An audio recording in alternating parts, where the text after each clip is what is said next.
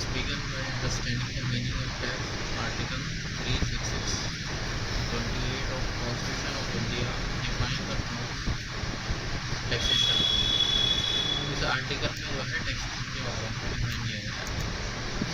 Taxation including the imposition of any tax or impost, whether general or local, special or tax shall be constructed accordingly. Taxes are considered to be cost of living in a society.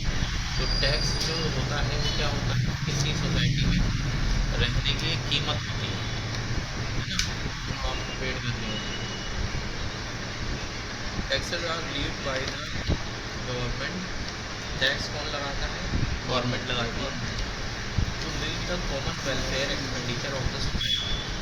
तो किसी society में जो common welfare के काम है, समाज कल्याण के जो काम है, उसके लिए there are two types of taxes, direct tax and indirect tax. दो तरह के टैक्स होते हैं, एक डायरेक्ट टैक्स होता है और एक इनडायरेक्ट टैक्स होता है ना.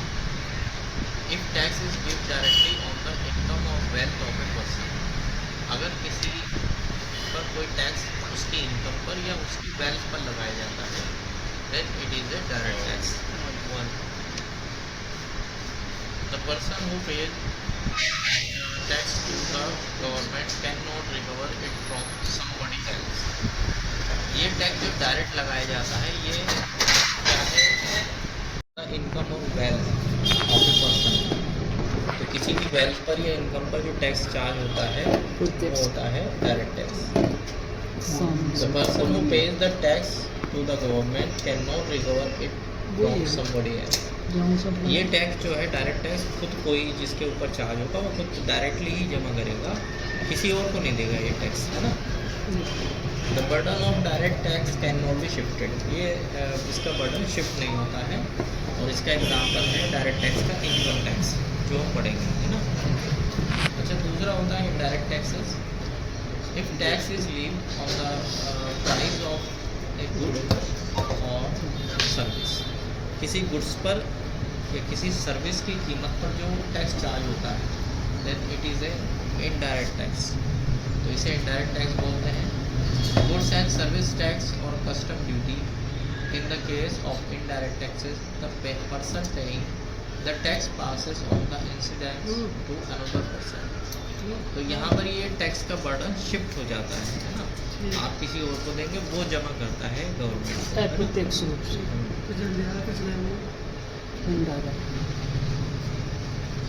ये इस तरह से उन्होंने चार्ज दिया है डायरेक्ट और इनडायरेक्ट का. तो इनडायरेक्ट में ये जीएसटी आ गया आपका, कस्टम ड्यूटी.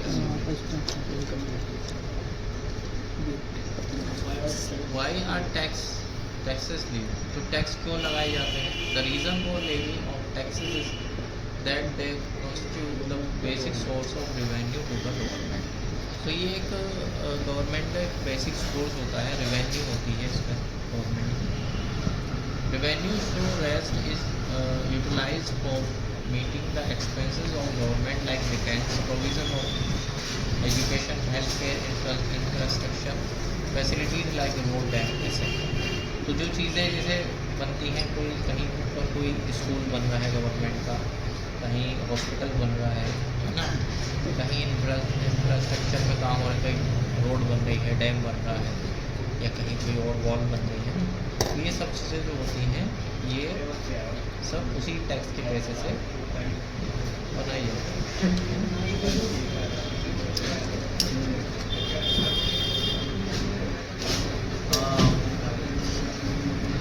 इसके कुछ कंपोनेंट होते हैं, जैसे इनकम टैक्स है, legal decision of court, circular notification, income tax rules, manual financial. तो यहाँ पर इनकम टैक्स का बताइए आपको.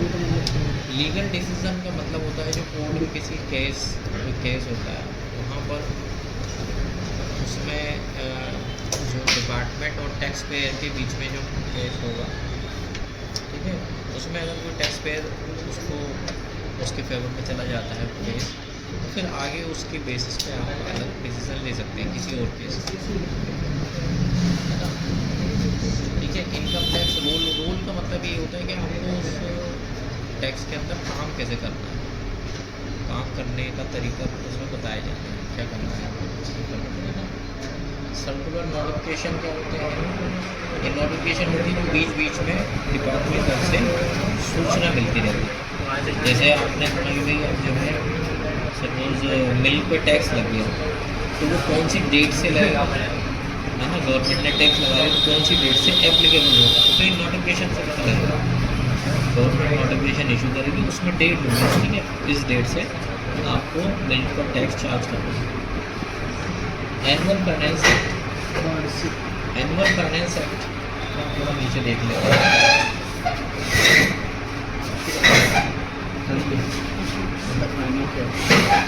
तो यहाँ फाइनेंस एक्ट में क्या होता है, every year the finance minister of the government of India introduce the finance bill in the parliament budget session. तो जो हर साल क्या होता है, जो फाइनेंस मिनिस्टर होते हैं गवर्नमेंट ऑफ इंडिया की, तो वो पार्लियामेंट में बिल पेश करते हैं बजट सेशन। यहाँ लड़ लेना finance bill is passed by both houses of the parliament and get the consent of the president. तो यहाँ पर क्या होता है, यहाँ पर जो बिल पेश किया जाता है, जैसे तुमने सुना होगा बजट आया है, तो वो बजट पहले पेश किया जाता है पार्लियामेंट में। ये दो सभाएँ होती हैं, लोकसभा राज्यसभा, दोनों से पास होने के बाद में ये प्रेसिडेंट के पास जाता है और उनकी इसमें सहमति होने के बाद, उनका अप्रूवल मिलने के बाद में वो जो है लागू कर दिया जाता है ना। अब इस फाइनेंस एक्ट में जो इसका फर्स्ट शेड्यूल है, तो the finance act contains 4 parts which specify the rate of tax. तो फाइनेंस एक्ट का जो फर्स्ट शेड्यूल है उसमें इसके रेट स्पेसिफाइड होते हैं टैक्स। जैसे फर्स्ट पार्ट में first heading to the finance act specify the rate of tax applicable for the current assessment year. तो यहाँ पर क्या है कि आपको जो आने वाले असेसमेंट ईयर में कितना टैक्स आपको पेड करना होगा, ये उसमें मेंशन किया जाता है। Specify the rate at which tax is deductible at source for the current financial year. तो TDS के क्या रेट रहने वाले हैं, वो जो है उसके पार्ट सेकंड में पता लगते हैं आपको, और पार्ट थर्ड में जो सैलरी पर एक आपको टैक्स पेड करना है, सैलरी पर सबको, उसके बारे में होता है। पार्ट फोर्थ में gives the rules for computing net agriculture income.